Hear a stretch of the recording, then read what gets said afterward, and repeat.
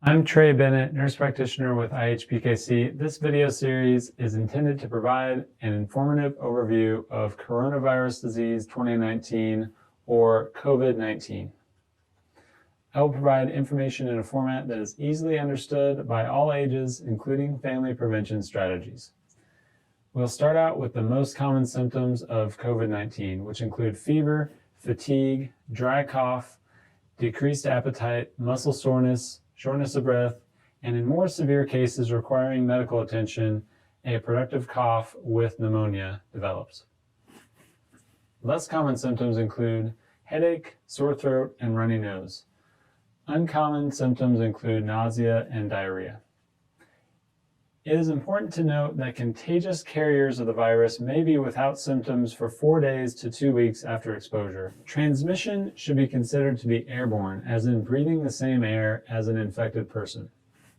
The virus is also spread through respiratory droplet, as in the fine mist that results from a cough or sneeze.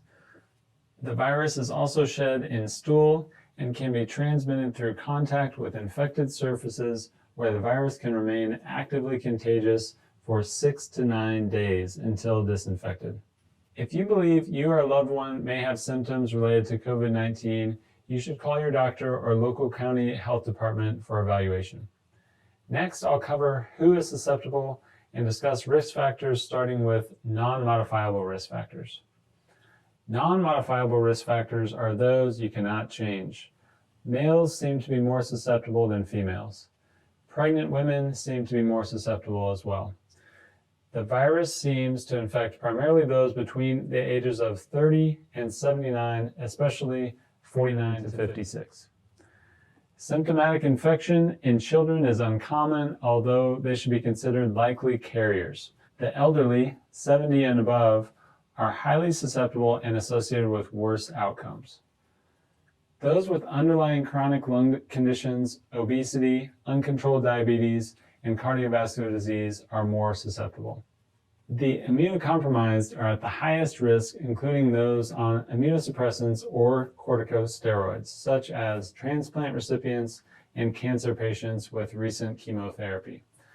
Now for the modifiable risk factors. These are the risk factors that could be reduced by making a lifestyle change. Smokers are at a particularly high risk and could drastically reduce their risk quickly by quitting. Those with chronic disease could reduce their risk by getting healthier and reversing chronic diseases with lifestyle medicine. Common reversible conditions include overweight and obesity, heart disease and hypertension, along with prediabetes and type 2 diabetes. Those that are malnourished also have a lower immune system and therefore are at an increased risk as well. The good news is that 80% of cases are mild, similar to a cold or mild flu. The danger lies in those with mild or without symptoms transmitting it to an elderly, immunocompromised, or otherwise high-risk family member.